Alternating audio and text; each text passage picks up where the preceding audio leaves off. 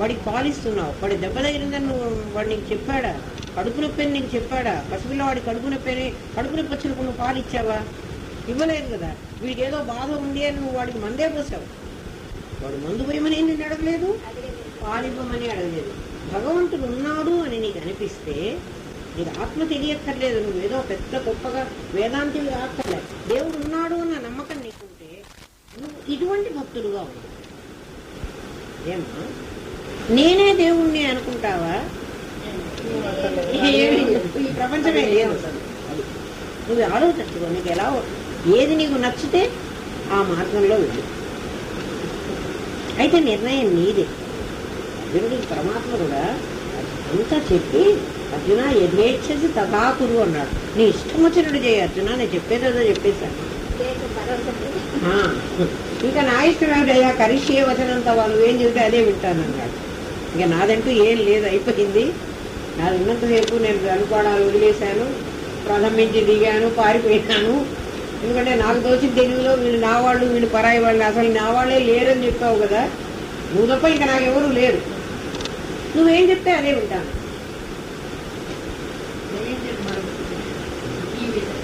నీవే తప్ప ఈ తప్పరం లేదు. అటువంటి భావన పెంచుకున్నాను. ఈ జగత్తు అలాంటిది. నీకు చిత్రదీపంలో అటువంటిది, ఇది చిత్రం అని చెప్తున్నాడు. నీకు ఒక్కసారిగా పడలేదు ఇటువంటి భావన, నీకు ఈ నమ్మకం ఒక్కసారి రాలేదు. జన్మాంతర సంస్కారం వల్ల రోజు ఒక వస్తువుని కొట్టి కొట్టి కొట్టి పెడుతున్నావు అనుకో, ఇంతకాలానికి ఏమవుతుంది? ఖచ్చితంగా చిల్లిపోతుంది. ఒకే చోట్లో రోజు ఒక పనిని జరుపుతూ ఉంటే, బండైనా సరే అమ్మా, నూరుతాం కదా మనం, పచ్చడి అవి నూరుకుంటాం రోజు. నూరంగా నూరంగా నూరంగా ఏమవుతుంది? అది ఇంకా అరిగిపోయి రాయేది అరిగిపోతున్నది కదా. అలా నీకు ఒక్కనాడు ఇది కలగలేదు. ఈ భావన అంటే దేవుడు వేరు, నేను వేరు అన్న భావన, ఈ నిద్ర వచ్చి నువ్వు ఈ జగత్తంతా సత్యం అని అనుకునేటువంటి భావన, కలంతా సత్యం అనుకునేటువంటి భావన ఎన్నో జన్మల నుంచి నాకు వచ్చింది, ఒక్కసారి రాలేదు. అది ఎలా వచ్చింది అంటే, ఒక తెల్ల బట్ట ఉంది, ఇక్కడ ప్రకరణంలో ఉదాహరణ చెప్తున్నాను. ఒక తెల్ల బట్ట ఉంది, దాన్ని పువ్వులో ఏవో వాడు వెయ్యాలి, దాని మీద డిజైన్ ప్రింట్ వెయ్యాలంటే ఆ గుడ్డ మీద గబగబా తీసుకెళ్ళి వాడు ప్రింట్ వేస్తే అది అంటదు. దాన్ని ముందు దాని మురికంతా పోగొడతాడు. ఆ బట్టకి ఏదైనా మురికి అంటుంటే ఆ మురికినంతా ముందు పోగొట్టుకోవాలి. ఆ తర్వాత దాన్ని గంజిలో ముంచుకోవాలి. ఆ గట్టిద వస్త్రం అంటాడు. ఆ గట్టిగా ఆ గుడ్డ గట్టిదనం ఉండాలి. ఎందుకంటే దాన్ని గట్టిగా పెట్టి పిన్నులు పెట్టి ఆ గుడ్డనంతా సమంగా పెట్టుకొని, ఇప్పుడు దాని మీద ఏమైతే డిజైన్ వేయదలుచుకున్నాడో వాడు ఆ డిజైన్ ఒక ముద్ర తీసుకుని దాని మీద కుట్టుకున్నాడు. అప్పుడు ఆ అవుట్లైన్ మాత్రం పడుతుంది. ఆ తర్వాత రంగులో ముంచి ఆ రంగు అర్పేస్తాడు. రంగులో ఉన్న పువ్వులతో ఉన్న గుడ్డ రావాలంటే దానికి 4 రకాలైనటువంటి సంస్కారం ఎలా జరుగుతున్నదో, నీవు పరమాత్మ వేయి ఈ జగద్రూపంగా నువ్వు కనపడాలంటే ఇట్లా జరిగింది నీకు. నువ్వు పరమాత్మవే. పరమాత్మ ఏకంగా ఒక్కసారి జగత్ అయిపోలేదు. ఈ పరమాత్మ అనేవాడు ఒక తెల్ల బట్ట అయితే వాడి మీద ఏ మురికి లేకుండా ఈ పంచకోశాలు, పంచభూతాలు, అష్టవిధ ప్రకృతిలో ఏవో ఇవన్నీ రంగులు, మన దగ్గర ఉన్నటువంటి రంగులు. ఈ రంగులన్నిటితో మరి పువ్వు బొమ్మ రావాలంటే పువ్వు లాంటి ముద్ర కొట్టుకోవాలి, దాని మీద రంగులన్నీ వేసుకోవాలి. మరి పువ్వు కావాలంటే ఆకుల రంగు పువ్వు కొడితే బాగుండదు కదా, ఆకుకు వేరే కలరు, పువ్వుకు వేరే కలరు వేసుకోవాలి. ఆ పువ్వు కాదు, ఆకు కాదు, చేపల బొమ్మ, లేకపోతే కొంగల బొమ్మ, పిల్లి బొమ్మ, ఏదో ఏ బొమ్మ కావాలనుకుంటే ఆ బొమ్మలు ఆ గుడ్డ నిండా ఎలా వేస్తారో ఆ రకంగా పరమాత్మ ఈ ప్రపంచం అనేటువంటి సచ్చిదానంద స్వరూపం ముందు బట్ట, దానికి గంజి పెట్టి బాగా స్టిఫ్గా చేసుకున్నాడు. ప్రపంచం అనేటువంటి సచ్చిదానంద స్వరూపమైన బట్ట మీద గంజి పెట్టి స్టిఫ్గా చేసుకున్నాడు. త్రిగుణాత్మకమైన మాయతో ముందు దాన్ని అంతా స్టిఫ్గా చేసుకున్నాడు. దాని మీద వాడి ఇష్టం వచ్చినట్టు పంచభూతాలనేటువంటి ఆ అవుట్లైన్లన్నీ వేసుకున్నారు. దాని మీదే కోతి వేశాడు, దాని మీదే పిల్లి వేశాడు, దాని మీదే చేప వేశాడు, దాని మీదే పొంగ వేశాడు. అంటే ఇప్పుడు చీరలు వేసేవాడు అట్ట వేస్తే ఎవడు ఆ చీర కొనుక్కోవడంతో ఒక బొమ్మే వేయాలి కదా. కానీ వీడు ఈ ప్రపంచం అనేటువంటి దాని మీద కొన్ని మనిషి బొమ్మలు, కొన్ని పిట్ట బొమ్మలు, కొన్ని కోతి బొమ్మలు, కొన్ని కాకి బొమ్మలు ఇవన్నీ వేశారు. కోతి కింద ఉన్నది బట్టే, పిల్లి కింద ఉన్నది బట్టే. కానీ ఈ బట్ట ఒకటేనా, రెండా, మూడా, నాలుగా? ఒకటే. రంగులు ఒకటి.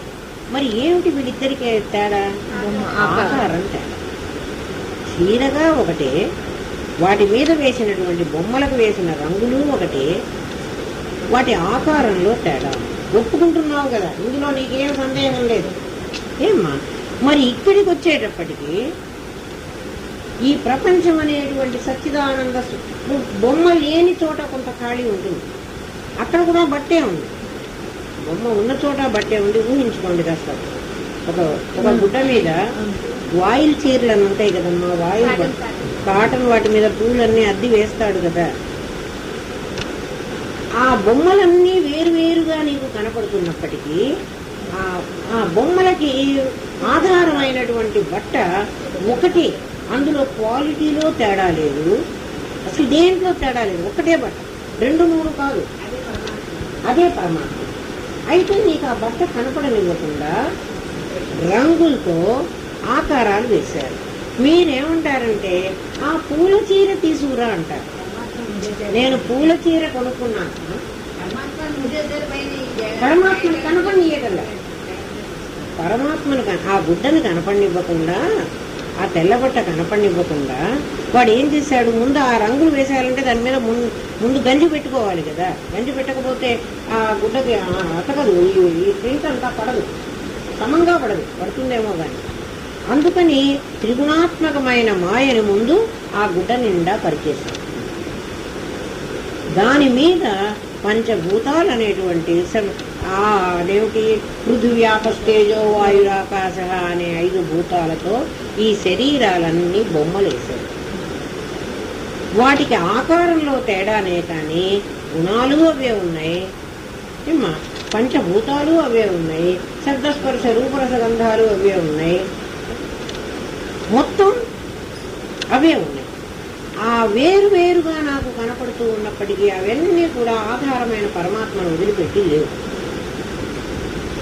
అటువంటిప్పుడు అడుగుతాడు ప్రశ్న దీంట్లో, మరి ఒక్కడికి జ్ఞానం కలిగితే మొత్తం మందికి జ్ఞానం కలగాలి కదండి. ఒకటే కదా బట్ట. గోదావరిలో ఓ విషం కలిపేశామండి. మరి విషం కలిపితే ఆ నీళ్లు మొత్తం గోదావరి నీళ్ళన్నీ విషం అయిపోవాలి కదా. అటువంటిప్పుడు ఒక్కడికి జ్ఞానం కలిగితే, మీరెవరో మనుష్యానం సహస్రేషు ఒకటి జ్ఞానం కలుగుతుంది అంటున్నారు కదా. అందరికీ జ్ఞానం కలగదురా, ఎవరో ఒకటి కలుగుతుందని. అలా ఒకటికి కలిగినప్పుడు మొత్తం మందికి జ్ఞానం కలగాలి. వాళ్ళందరూ ఇదే బట్ట అన్నావు కదా అంటే, నాయన కాదు. ఒక పువ్వు రంగు పోతే, చీరలో ఒక పువ్వు మీద రంగు పోయింది. నేను కాఫీ తాగుతుంటే ఈ చీర మీద ఇక్కడ కాఫీ పడి ఒక్క పువ్వుకు మరకంటే మొత్తం చీర కాఫీ అంటిందా? మొత్తం రంగు పోయిందా? ఆ పువ్వుకే రంగు పోతుంది కదా. అట్లా ఒకడికి జ్ఞానం కలిగితే వాడికే కలుగుతోంది కానీ పక్కవాడికి కలగాలని లేదు. తల్లికి కలిగితే కొడుకు అయితే ఇంట్లో చెప్తూ ఉంటాడు కాబట్టి కొంచెం కలగచ్చు కానీ మొత్తం వాడికి కలిగినట్టు వీడికి కలగాలని లేదు. ఉద్ధరేదాత్మనాత్మానం. ఈ మొత్తం ఎవడికి వాడు ఉద్ధరించుకోవాల్సిందే. ఎవడో ఉద్ధరిస్తాడనేది లేదు. ఎవడో నీకు చెప్తాడు, నీకు జ్ఞానం కలిగిస్తాడు. కంప్యూటర్ ఉందమ్మా, టీవీ ఉంది, దానికి కంప్యూటర్కి మానిటర్ ఉంటుంది, దానికి కీబోర్డ్ ఉంటుంది, దానికి ఇంకేదో డిస్క్, హార్డ్ డిస్క్ ఉంటుంది. ఇవన్నీ పార్ట్స్ నీకు చెప్తాడు. అట్లా నీకు ఇక్కడ అన్నమయ కోసం ఉంది, ప్రాణమయ కోసం ఉంది, మనోమయ కోసం ఉంది, విజ్ఞానమయ కోసం ఉంది. అవన్నీ నీకు చూపిస్తాడు. ఇదో కంప్యూటర్లో ఈ పార్ట్లు ఉన్నాయి. కంప్యూటర్ ఆపరేట్ చేయమంటే పార్ట్లన్నీ ఉన్నాయి కదా, నీకు పార్ట్లన్నీ తెలిసినాయి కదా. మరి కంప్యూటర్ని నువ్వు వాడచ్చు కదా. నేర్చుకోవాలి. ఏం నేర్చుకోవాలి? అదే ప్రాక్టికల్. జ్ఞానము, అందుకే ఇమ్మీడియట్ గా చెప్పాడు ఇక్కడ, జ్ఞానము విజ్ఞానము అని చెప్పాడు. జ్ఞానం నీకు కంప్యూటర్ పరిజ్ఞానం, విజ్ఞానం దాన్ని ఎలా ఆపరేట్ చేసుకోవాలి. మీకు జ్ఞానం పంచకోశ విచారం. పంచకోశాలు ముందు నీ బట్టకు మురికి వదిలించుకోవాలి కదా. కర్మతో కర్మ చెయ్యి. ఆ కర్మను ఎలా చేస్తావు? అహంకారం లేకుండా కర్మ చెయ్యి. ఫలాపేక్ష రహితంగా కర్మ చెయ్యి. ఫలాన్ని ఆశించకుండా, ఫలం ఆశిస్తే జన్మ వస్తుంది అని కర్మ చెయ్యి. బట్ట మురికిపోవద్దు. బట్ట మురికిపోకపోతే బట్టకు రంగు అంటాడు. దాని మీద ప్రింటింగ్ వేయటానికి వీల్లేదు. దాని మురికి ముందు పోగొట్టుకో. కర్మ చేయమని. జ్ఞానం సంపాదించుకో. ఏమిటి జ్ఞానం? ఈ పంచకోశ విచారణ చేసుకుని దీని అడుగున ఉన్నది బట్ట, పైన పిల్లి బొమ్మ ఉన్నా, కుక్క బొమ్మ ఉన్నా, ఇది ఎన్ని బొమ్మలు కనిపిస్తున్నాయి? ఇదంతా నా జగత్తు అన్నా. ఇదంతా సత్యమా సత్యం కాదా అని నీకు వెంకటేశ్వర స్వామి ఫోటో చెప్పేశారు. అంటే ఈ చీర మీద ఉన్నటువంటి కోతి కోతి కాదు, కుక్క కుక్క కాదు, పిల్లి పిల్లి కాదు, మనిషి మనిషి కాదు. మనిషికి గొప్పతనం లేదు, కోతికి తక్కువదనం లేదు. ఎందుకంటే వీళ్ళందరిలో ఉన్నది ఒకే ఆత్మ. ఈ బొమ్మలన్నిటి కింద ఉన్నది ఒకే సచ్చిదానందమైనటువంటి పరమాత్మ. మరి దాన్ని ఎందుకు తక్కువ చేస్తున్నామంటే దాని కర్మవశాత్తు అది ఎంత జన్మ కాలం ఇక్కడ ఉండాలో ఆ కర్మ తెచ్చుకుని అది ఇన్ని రోజులే ఉండడానికి వచ్చింది. ఈ దోమలు ఇవన్నీ అయితే 3 రోజులు ఉంటాయి. మరి నీవు కర్మ తెచ్చుకుని నాళ్ళు ఉండడానికి తెచ్చుకున్నావు. నీ కళ చాలా పెద్దదిగా ఉంది. ఎందుకు నీ కళ పెద్దదిగా ఉంది అంటే నీకు అనేకమైన వాంట్స్ ఉన్నాయి. నీకు ఒక కోరిక కాదు, అనేకమైన కోరికలు ఉన్నాయి. ఒక కోరికతో నువ్వు తీరటం లేదు. ఇది తీరితే ఇంకోటి కావాలంటుంది నీ మనస్సు. ఎందుకంటే అసలు సత్యం తెలియలేదు కదా. కళలో నేను ఈ డాక్టర్ దగ్గరికి వెళితే నాకు పాము కరిచిందండి, నాకు మందు వేయలేదండి, వాడు నా దగ్గర పాము కాటుకు మందు లేదన్నాడో, లేకపోతే నువ్వు 10 లక్షలు తీసుకొస్తే నేను మందు ఇస్తా అన్నాడు. కళ్ళలో ఏమైనా అనొచ్చు కదా. వాడు కాబట్టి ఇంకో డాక్టర్ దగ్గరికి పోతున్నా. ఇంకోటి దగ్గరికి పోతే నాకు నయం అవుతుందేమో అన్న భావన నాకు కలిగింది. ఇంకోటి దగ్గరికి పోతున్నా. కళలో ఎవరు డాక్టర్ నాకు మందు ఇవ్వలేదు, నాకు పాము కరిచింది, నేను ఏడుస్తున్నాను. ఇప్పుడు నా ఏడు పోవాలంటే ఏం చేయాలి? ఎవడన్నా నన్ను మెడుకోదు లేపాలి. ఎందుకురా ఏడుస్తున్నావు? పడుకుని నిద్రపోద్దు. ఏమొచ్చింది నీకు రోగం? ఇప్పుడు లేవగానే నా పాము కాటుకు మందు కావాలా? ఒకవేళ నేను డాక్టర్ దగ్గరికి వెళ్ళి డాక్టర్ గారు నన్ను పాము కరిచిందండి, మందు వేయండి అంటే, అమ్మా ఎక్కడ కరిచింది అని అడుగుతాను. అంతే కదా. నాకు నిద్రలో కరిచిందండి అంటే, కళ్ళలో కరిచిందండి పాము అంటే, అయితే మందు అక్కర్లేదులేమ్మా. కళ్ళలో పాముని చంపాలనా నేను? కళ్ళలో పాముని చంపక్కర్లేదు. ఎందుకంటే నాకు మెళుకు వస్తే కరపోయింది. కాబట్టి నువ్వు ఆత్మ తెలుసుకుని నేను సచ్చిదానంద స్వరూపమైన ఆత్మని అని తెలిస్తే ఇవెందరూ ఉంటారు, వీళ్ళందరూ ఉంటారు. వీళ్ళందరినీ చంపక్కర్లేదు, వీళ్ళందరినీ పోగొట్టక్కర్లేదు. వీళ్ళ తాలూకు జ్ఞాపకాలన్నీ కళ నాకు ఇప్పుడు కూడా జ్ఞాపకం వస్తుంది.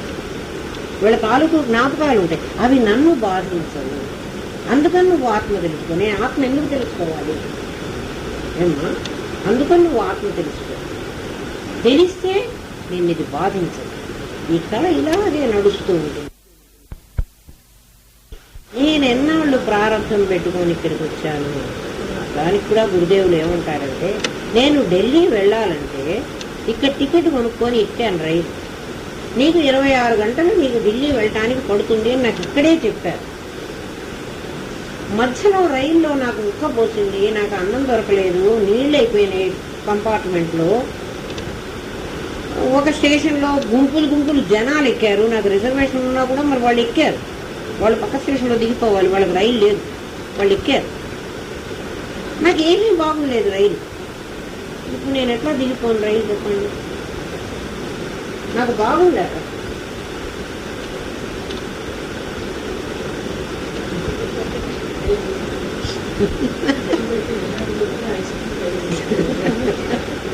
ఏమ్మా నాకు ఇప్పుడు 26 గంటలు గడిస్తే కానీ ఢిల్లీ స్టేషన్ రాదు. నేను అంతవరకు ఈ కష్టాలు పడుతూనైనా ఈ రైల్లోనే కూర్చోవాలి. ఒకవేళ నేను మధ్యలో దిగిపోయినాను అనుకోండి, ఎప్పుడైనా ఏ ఆగ్రానో ఏదో ఏ ఊరో ఝాన్సీనో రాగానే వద్దులే నాకు ఈ కష్టాలు చాలా కష్టంగా ఉంది, ఇందులో నేను ఉండను దిగిపోయినా అనుకోండి, నేను డెస్టినీ చేరగలను? మళ్ళా రైలు ఎక్కాలి కదా. మనం ఈ జన్మకు వచ్చింది ఇన్నాళ్ళు 100 ఏళ్ళు బతుకుతాం. 100 ఏళ్ళు కాకపోతే ఏదో ఎన్నేళ్ళైనా మన చేతిలో ఏం లేదు, ఇంత టైం పడుతుంది. మనం మ్యాక్సిమం 100 ఏళ్ళు వేసుకుందాం. రైల్లో బాగలేదండి, ఎందుకంటే రైలు నాది కాదు, నేను కొనుక్కోలేదు రైల్లో టికెట్ ఎక్కిన ఈ ప్రపంచం నాది కాదు. ఈ ప్రపంచంలోకి నేను వచ్చాను. నేను రాకముందు ఈ ప్రపంచం ఉంది, నేను ఎక్కక ముందు ఆ రైలు ఉంది, నేను ఎక్కిన తర్వాత ఆ రైలు ఉంది, నేను ఎక్కి దిగిన తర్వాత కూడా రైలు ఉంటుంది. ఈ ప్రపంచం ఉంటుంది. ఇది విద్యా ప్రపంచమే కావచ్చు, ఈ విద్యా ప్రపంచం ఇలాగే ఉంటుంది. నేను ఈ ప్రపంచంలోకి వచ్చాను. ఇక్కడ నాకు బాగుండదు, సుఖం కూడా ఉండొచ్చు. ఎందుకంటే ఒక స్టేషన్లో నాకు చాలా ఆగ్రా వెళ్ళేటప్పుడు ఆ పేటాలన్నీ వచ్చినాయి, కొనుక్కున్నాను, చాలా బాగా తిన్నాను, చాలా బాగున్నాయి. ఆగ్రా రాబట్టి కదా నాకు పేటాలు వచ్చినాయి. ఆ నాగపూర్ రాగానే సంతరాలు వచ్చినాయి, బాగా తిన్నాను. అంటే రుచిగా ఉన్నాయి. అంటే సుఖాలు కూడా ఉన్నాయి, కష్టాలు కూడా ఉన్నాయి. ఈ కష్టాలు వచ్చినప్పుడు నేను దిగిపోతాను అని దిగిపోతే దిగిపోయిన వాడే సూసైడ్ చేసుకున్నవాడు, మళ్ళీ జన్మకి వెళ్ళాలి, తప్పదు.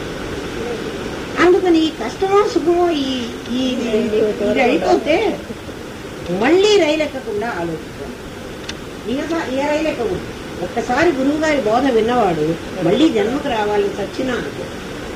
గర్భోపనిషత్తు చదువుకున్నవాడు మీరు ఇంటికి వెళ్ళి కావాలంటే భాగవతంలో కపిలుడు అనే మహర్షి దేవహూతికి చెప్తాడు, వాళ్ళ అమ్మకి చెబుతాడు, కొడుకు తల్లికి చెప్తాడు, నువ్వు కూడా ప్రెగ్నెంట్ లేడీ అమ్మ, అది చదువుకో మంచిది.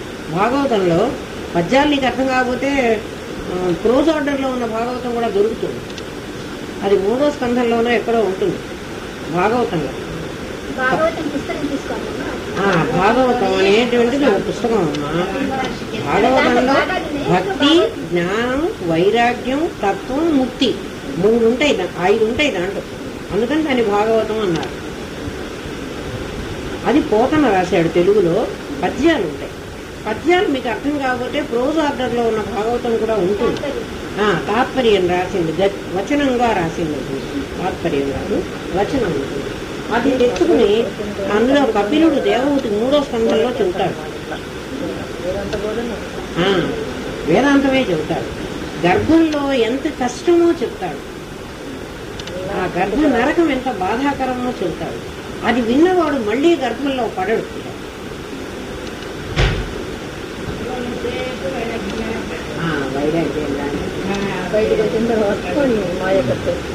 బయటకు వచ్చాక మాయ కప్పేస్తుంది, శఠవాయువులో మాయ కప్పేస్తుంది.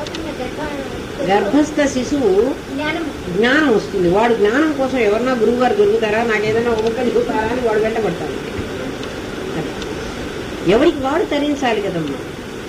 అందుకని తల్లి గర్భవతిగా ఉన్నప్పుడు కనుక ఇది చదువుకున్నట్టయితే, ఇది తెలిసినట్టయితే ఆ బిడ్డకు మోక్షం వచ్చే అవకాశం ఉంటుంది. సంసారంలో మనంత తొందరగా పడడు అట్లాంటి వాళ్ళకి మరి గర్భస్థ శిశువుగా ఉన్నప్పుడే మరి అటువంటి అవకాశం దొరికింది కదా. ఆ పుణ్యం చేసుకున్న వాడికి ఆ అవకాశం దొరికింది, అందరికీ దొరకదు.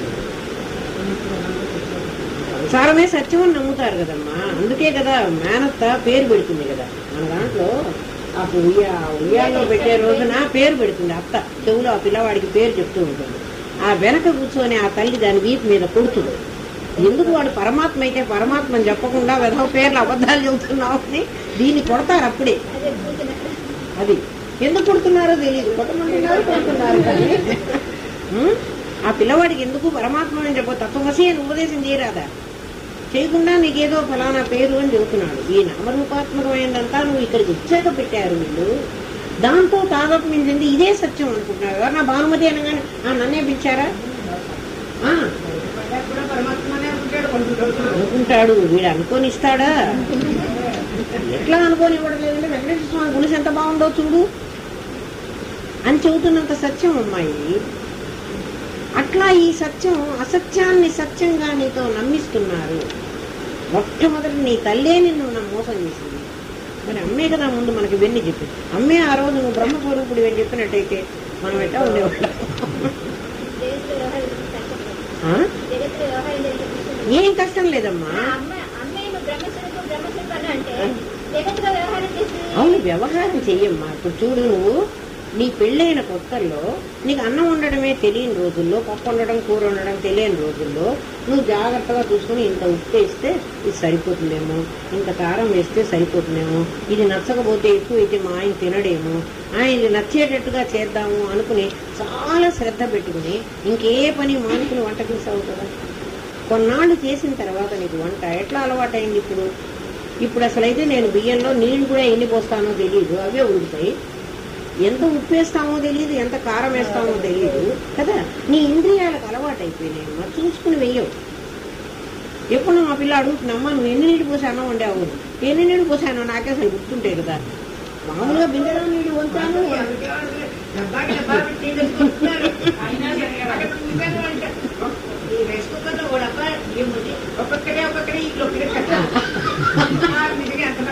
అదే, ఎందుకంటే కారణం ఏమిటంటే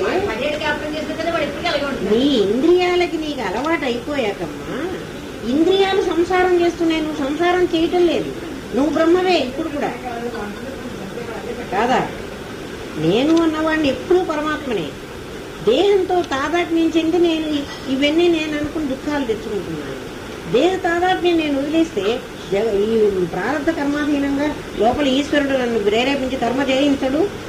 నేను చేసేది ఏమిటి? పిచ్చివాళ్ళందరూ సంసారాలు చేయటంలే, అమాయకులు చేయటం. తెలివిగలవాడు సంసారం చేస్తున్నాడు, పిచ్చివాడు కూడా సంసారం చేస్తున్నాడు. వాడు కూడా తెలియలేదంటున్నాడు. మరి వాడికి తెలివి కావాల్సి వచ్చిందా?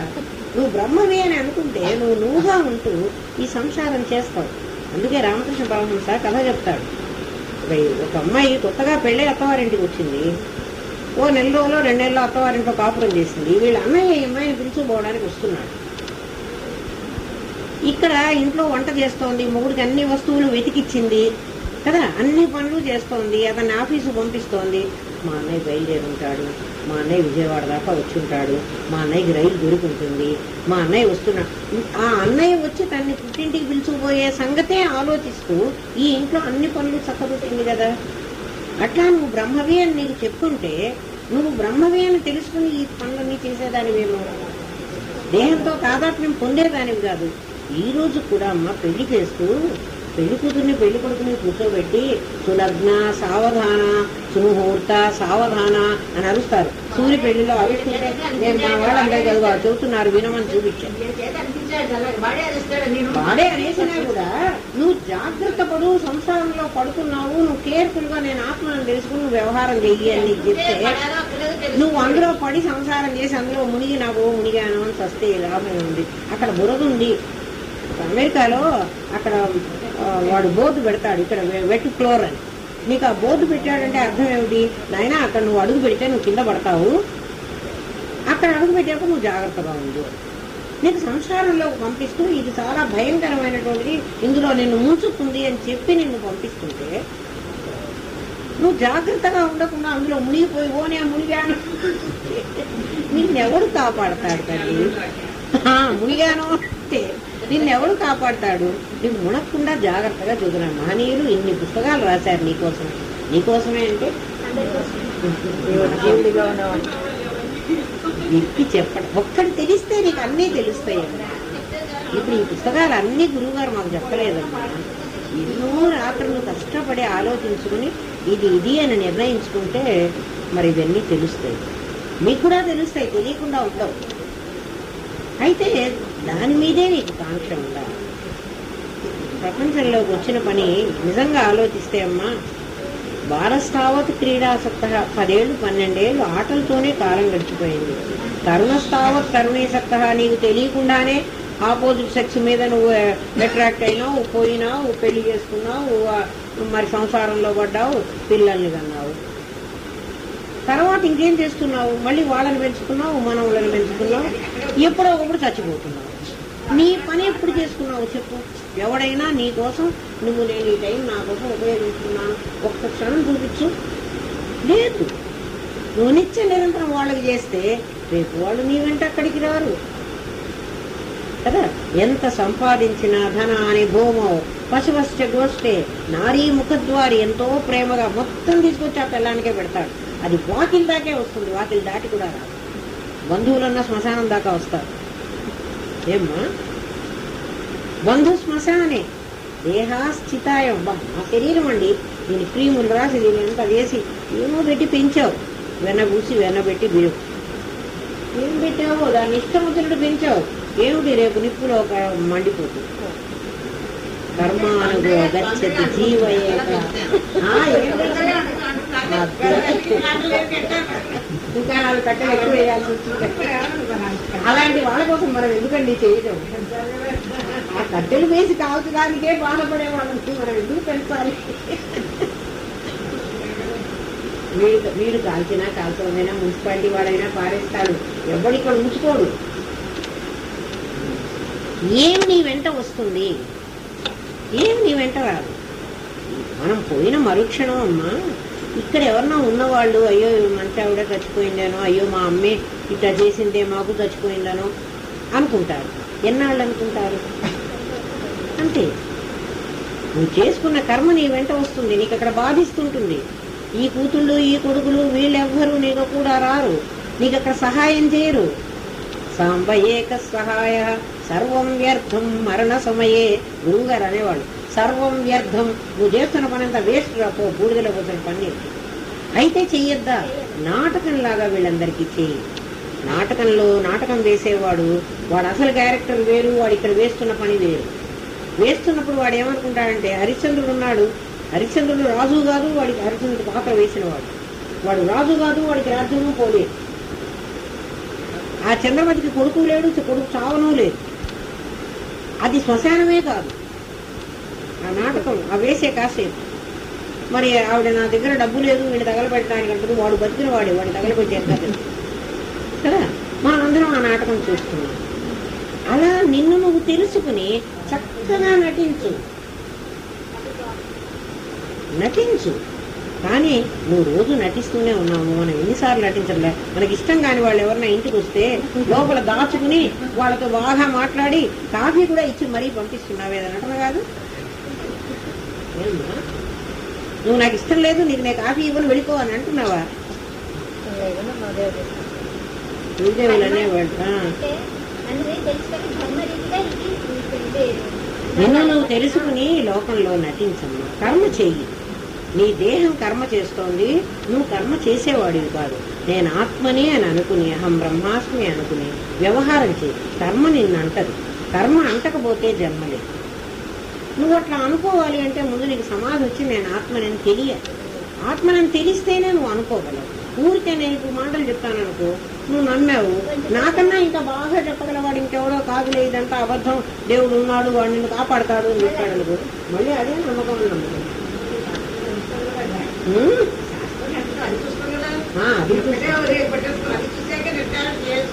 అలాంటివి ఎందుకు వెళ్ళమంటారంటే, నీకు నిర్ధారణ కావాలంటే వెళ్ళి వినమంటారు. మా అమ్మ పెట్టేది చాలా మంచిది అని తెలియాలంటే నువ్వు ఎవరింటికన్నా భోజనానికి వెళ్ళి వాళ్ళు పిచ్చి భోజనం పెడితే చాచా దీనికంటే వంటలు ఎంతో బాగా పెడ, అదే హోటల్లోనే అసలు అమ్మ చేసింది ఎంతో బాగుంటుంది అంటే ఎందుకు బాగుంటుంది అప్పుడు నీకు అర్థం అవుతుంది. లేకపోతే మమ్మీ ఐ హేట్ యూ అని అంటాడు.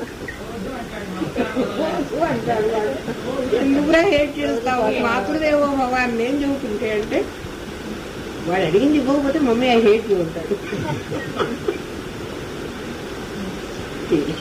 తెలియని లోకం అంటే ఏం చేస్తామమ్మా. చిత్రదీప ప్రకరణం ఇది ఇంట్రడక్షన్ అమ్మా, ఇది రాబోతుంది. ఇప్పుడు ఈ ప్రకరణం అంతట్లో మనకు రాబోయే విషయం, జగత్తు మిథ్యే అయితే జగత్తు వ్యవహార సత్యం. కళ అబద్ధమే, కానీ కళ కంటున్నంతసేపు కళ సత్యం.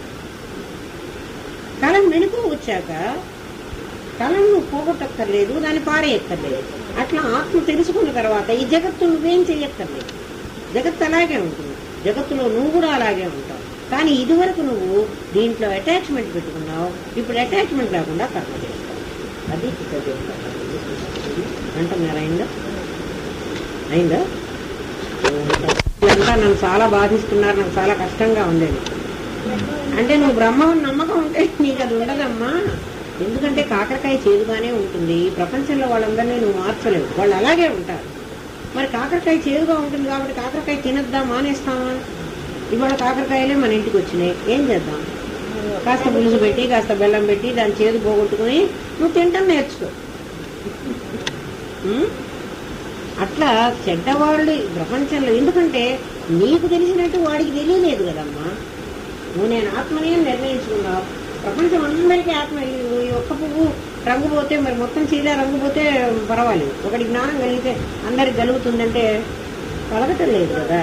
ఎవరికి వాడికి దేహం నేననే స్ఫురణే కలుగుతోంది. దేహం నేను కాదనుకోవడం పెద్ద కష్టం అనిపిస్తుంది. పైగా మనిషి ఎలా తయారైనా ఇంకోటి మీద భారం వేసి నా బరువు నీ మీద పడేసి నువ్వు బరువు మోసుకుంటే నేను హాయిగా అలవాటైంది. అందుకే దేవుడి మీద ఎవరి మీద వేసేస్తాను.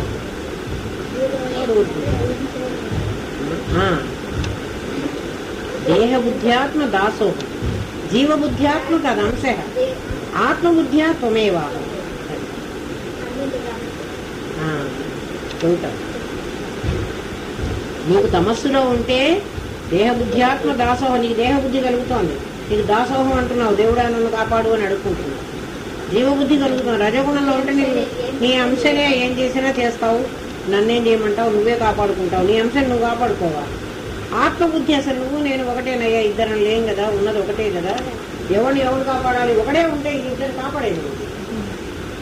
ఈ వేలు ఈ కన్ను పొడిచినా వేలు కన్ను పొడుస్తోంది, మళ్ళీ ఈ వేలే కదా తుడుస్తోంది. తుడుస్తున్నప్పుడు ఈ కన్ను నువ్వు ఇందాక పొడిచావు, ఇప్పుడు మళ్ళీ వచ్చి తుడుస్తున్నావేమిటి, మళ్ళీ పొడుస్తావేమో అని అంటలేదు. ఈ వేలు దగ్గరికి రానియకుండా కన్ను దూరం పెట్టడంలే. ఎందుకని? ఈ శరీరం అంతా ఒకటేనంటే కన్నుకు తెలుసు, వేలుకి తెలుసు. ఆత్మబుద్ధి కలిగితే త్వమేవాహం అనుకుంది. గురుదేవులు అలా ఎన్ని చెప్పారో అమ్మా, బాగా దృఢమైపోయేట్టు చెప్పారు. ఆ తండ్రి ఏం చెప్పాడో మేమేం విన్నామో నాకే తెలియదు.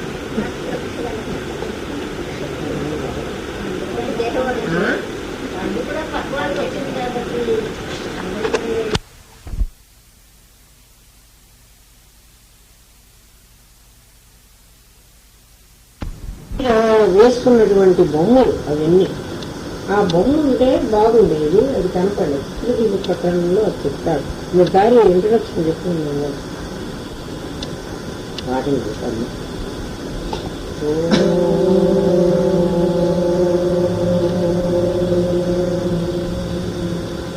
అఖండ మండలాకారం ఏన చరాచరం తత్పదం దర్శితం ఏన తస్మై శ్రీ గురవే నమః. సదాశివసమారంభాం శంకరాచార్య మధ్యమాం అస్మదాచార్యపర్యంతం వందే గురుపరంపరాం. గురుబ్రహ్మా గురుర్విష్ణు గురుదేవో మహేశ్వరః. గురు సాక్షాత్ పరబ్రహ్మ తస్మై శ్రీ గురవే నమః. నిత్యానందం పరమసుఖదం కేవలం జ్ఞానమూర్తిం విశ్వాతీతం గగనసదృశం తత్వమస్యాదిలక్ష్యం.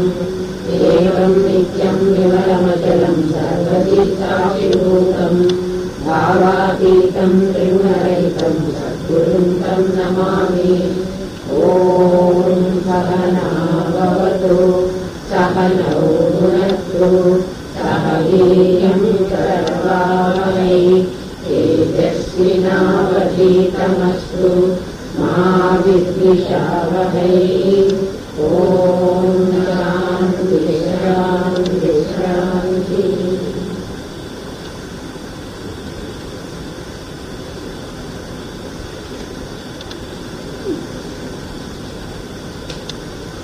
యథా చిత్రపటే దృష్టమవస్థానాం చతుష్టయం పరమాత్మని విజ్ఞేయం తథా అవస్థా చతుష్టయం. ఒకే ఒక శ్లోకంలో ఏ విధంగా అయితే చిత్రపటంలో ఇప్పుడు ఇందాక మనం చెప్పుకున్నటువంటి ఆ బొమ్మలో 4 అవస్థలలో నీకు ఈ ప్రపంచం కనిపించింది. 4 అవస్థలు.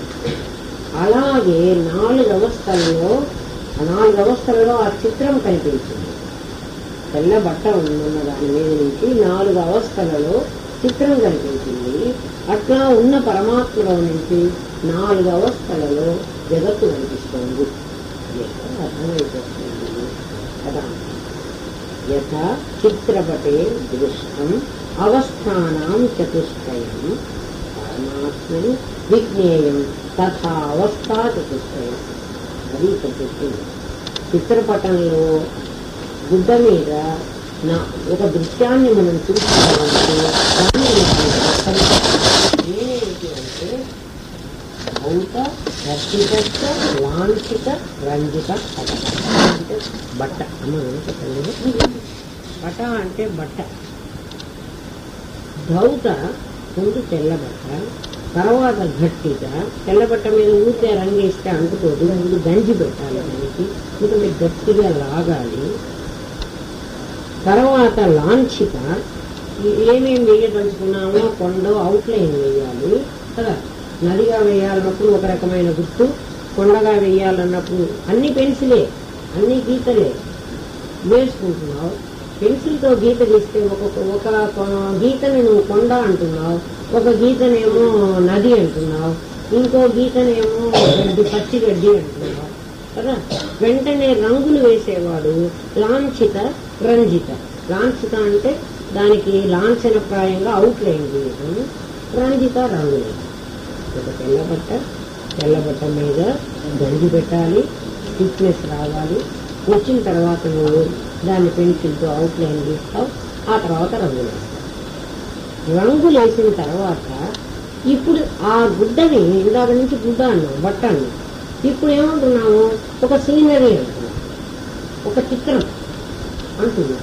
మరి చిత్రం కాకముందు, చిత్రం తయారు కాకముందు ఒట్టి బట్టే, బట్ట కూడా కాకముందు దారం కూడా కాకముందు పత్తి. ఆకారం లేనటువంటి పత్తి, దానికి ఆకారం లేదు. పత్తి ఎప్పుడూ కాలువ కాలేదు, పత్తి ఎప్పుడూ పచ్చగడ్డి కాలేదు, పత్తి కొండ కాదు, పత్తి మేఘం కాదు, పత్తి పువ్వు కాదు, ఏం కాదు.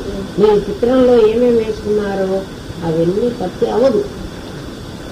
పత్తిగానే ఉంటుంది. ఆ పత్తిలో నుంచి దారం తీసేటువంటి ఒక శక్తి, మళ్ళీ ఇంకేం కలపటాలి, పత్తిలో ఇంకేం కలవడం. అందుకని చెప్తున్నాను, పత్తిని చేతికి అది దారం తీయడానికి రాదని చేతికి ఏదో కొంచెం విభూతి రాసుకుని దారం తీస్తున్నాను, కానీ పత్తే దారంగా మారింది. దీన్ని మారిందందామా, పత్తి దారం అయిందందామా, కనకై తానే అయిందన్నా కదా. పత్తిగానే ఉందన్నాను. ఆ దారం పడుగు ఏకలు, ఒక నిలువు దారం, ఒక అడ్డదారం, అట్లా అనేకమైన దారాలు వేసేస్తే బట్ట తయారు. ఇప్పుడు బట్ట సత్యమా, పత్తి సత్యమా? బట్టగా మనం రెండు సత్యం లేవు, ఒకటే సత్యం. పత్తే సత్యం. ఆ పత్తినే బట్టగా పత్తి ఏ విధమైన మార్పు చెందకుండా బట్టగా తయారైంది కదమ్మా. తయారైందా అంటే తయారు కాలేదు. పత్తి దారం కావడానికి మధ్యలో పంచభూతాలు కలిసినాయి. దాంట్లో ఎట్లా కలిసినాయి? పత్తిని ముందు దారం తీయాలంటే చేతికి కాస్త విభూతి రాసుకుని దానిలో నుంచి దారం వచ్చే గుణాన్ని దాన్ని లాగాడు. మనం చేతికి విభూతి రాసుకున్నానులే కానీ వాడు పత్తిలో నుంచి దారం తీసేప్పుడు ఆ మిషన్లో నుంచి ఎలాగో తీస్తాడు. పత్తి నుంచి దారం, ఆ దారాన్ని వాడు తడుపుతున్నాడు, ఆ దారాన్ని ఆరబెడుతున్నాడు, ఆ దారాన్ని పడుగు పేకలుగా ఆకాశం ఖాళీలో నేస్తున్నాడు. ఆ దారమే నీకు తెల్ల బట్ట తయారు. తెల్ల బట్టగా మనం చూస్తున్నది పత్తిని. అయితే పత్తిగా ఉన్నప్పుడు దానికి ఆకారం లేదు, బట్టగా ఉన్నప్పుడు దానికి ఆకారం వచ్చింది. బట్టగా ఉన్నప్పుడు దానికి నామరూపాలు వచ్చాయి. ఎందుకంటే చీర కోసం 6 గజాల బట్ట తీసుకుంటే దానికి చీర అనే నామరూపాలు వచ్చాయి. రూపం, దానికి రూపం వచ్చింది, దానికి పేరు వచ్చింది. చీర ఉపయోగం వేరుగా వచ్చింది. చెప్తున్నాను, ఒక జెండా అనే పేరు పెట్టామనుకోండి, ఆ బట్టే జెండా ఆకారం పొందింది. జెండాలో వేసే రంగులు వేరే వేస్తున్నాం, చీరలో వేసే రంగులు వేరే వేస్తున్నాం. వాటి నామరూపాలను బట్టి వాటి ఉపయోగాలు కూడా మారాయి. అర్థమవుతుంది. ఒక బట్టే నిరాకారంగా ఉన్నప్పుడు, దానికి ఏ రూపము లేనప్పుడు, పంచభూతాలతో చేరనప్పుడు, పంచభూతాలతో కూడా చేరలేదు, నామరూపాల రహితంగా ఉంది. అదే పంచభూతాలతో చేరేటప్పటికి నామరూపాలు పొందింది. ఎప్పుడు నామరూపాలు పొందిందో అప్పుడు దాని ఉపయోగం కూడా మారింది. అప్పుడు కూడా నామరూపాలుగా మనకు కనిపిస్తుంది, కానీ పత్తిగానే ఉంది. ఈ రోజు తీసిన ఈ బట్టలో నుంచి ఈ పోగుగానే ఏదో దారం చూడండి. ఈ దారాన్ని ఇంకా గట్టిగా లాగితే ఇందులో నుంచి ఇట్లా మనం విడదీయగలిగితే, మనం దీని స్టిఫ్నెస్ తీయగలిగితే పత్తి పోగులే వస్తాయి. అంటే పత్తి పోగులు ఏమైనా మారినయ్యా దారం అవడానికి? ఏం మారలేదు. ఒకదాని పక్కన ఒకటి నుంచుంది. దీని పక్కన ఇది, దీని పక్కన ఇది, దీని పక్కన ఇది, అట్లా దగ్గరగా ఉంటే ఆ పోగులు ఏ మార్పును చెందకుండా బట్ట అనేటువంటి నామరూపాలు పొందింది. ఇది అర్థం కావాలి. చిత్రపటే దృష్టం అవస్థానం చతుష్టయం, దాంట్లో 4 రకాలైన రూపాలు పొంది 4 రకాలైనటువంటి అవస్థలు, స్టేజెస్ వస్తేనే నీకు సీనరీ కనబడుతున్నట్టుగా ఈ నిరాకార పరబ్రహ్మములో నుంచి 4 రకాల స్టేజెస్ వచ్చి జగత్తు కనిపిస్తుంది. జగత్తులో ఈ విధంగా అయితే చిత్రపటంలో కింద ఉన్నటువంటి ఏనుగుకి, పైన ఆకాశంలో ఉన్న మేఘానికి అధిష్టానంగా గుడ్డే ఉందో కదా, అట్లాగే ఇక్కడ ఈ కనబడుతున్న నామరూపాత్మకమైన చీమలోను, ఏనుగులోను, చీమలో, బ్రహ్మలో శివ కేశవాదులు, వాడిని శివుడని కేశవులని నువ్వు ఏ పేరన్నా పెట్టుకో, వాటి లోపల అధిష్టానంగా, వాటికి ఆధారంగా ఉన్నది కేవలం పరబ్రహ్మమే. అట్లా కనిపించింది. ఎట్లా కనిపించిందంటే దానికి ధౌత, ఘట్టిత, లాంఛిత, రంజిత అని 4 పేర్లు పెట్టారు. ధౌత అంటే తెల్లగా ఉన్న బట్ట, ఘట్టిత అంటే గంజి పెట్టిన బట్ట, స్టిఫ్నెస్ వచ్చిన బట్ట, లాంఛిత అంటే దాని అవుట్లైన్ గీసిన బట్ట, రంజిత అంటే దానికి రంగులు వేసిన బట్ట. రంగులు వేసిన తర్వాత మనం కనిపిస్తే ఆ కింద ఉన్నది గడ్డని, ఆ పైన ఉన్నది ఆకాశమని, ఆ ఆకాశానికి తీసుకెళ్ళి ఆకుపచ్చ రంగేయం కదా, ఇది గడ్డి అని అంటాం. ఇది నిజంగా గడ్డి కాదు, అది మేఘము కాదు, అది కొండ కాదు, ఇవి నీళ్లు కావు. ఇవన్నీ కలిసి 2 బట్టలా 3 బట్టలా, ఒక్క బట్టే, ఒకదాని మీదే అట్లా వేస్తున్నాం. అట్లాగే చిత్, ఆ చిత్ అనేటువంటి ఆ చైతన్య పరమాత్మ అంతర్యామి, చిత్ అంతర్యామి, చిదాత్మ, చిత్ అంతర్యామి, సూత్రాత్మ, విరాడాత్మ అనేటువంటి 4 భాగాలుగా ఈ ప్రపంచంగా నీకు కనిపిస్తుంది. ఆ చిత్తు ఎట్లా అంతర్యామి అయింది, ఎట్లా సూత్రాత్మ అయింది, ఎట్లా విరాడాత్మ అయింది ఇప్పుడు చెప్తారు. ఏమన్నా 4 ఏ విధంగా అయితే మరి బట్ట మారిందా అంటే మారలే. ఏ అవస్థలోనూ బట్ట కాలవ కాలేదు, బట్ట మేఘం కాలేదు కాదు. అట్లా పరమాత్మ అంతర్యామి కాలేదు, సూత్రాత్మ కాలేదు, విరాడాత్మ కాలేదు. కాకపోయినా నీకు వాటి వలె కనిపిస్తున్నాడు. వాటి వలె కనిపిస్తున్నాడు నువ్వు ఎట్లా చెప్పగలవు అంటే, సీతారాముల పఠం చూస్తే సీత కట్టుకున్నది ఎర్ర చీర అని మనం చెప్పేస్తున్నాం. రాముడు కట్టుకున్నది పీతాంబరం. ఏం సీతారాముడు కట్టుకున్నది రంగులో తేడా ఉంది. అది పంచె ఎట్లయింది, ఇది చీర ఎట్లయింది. సీత పంచె కట్టుకుంది అంటున్నామా? అంటలే. సీత ఎర్ర చీర కట్టుకుంది, రాముడు పంచె కట్టుకున్నాడు.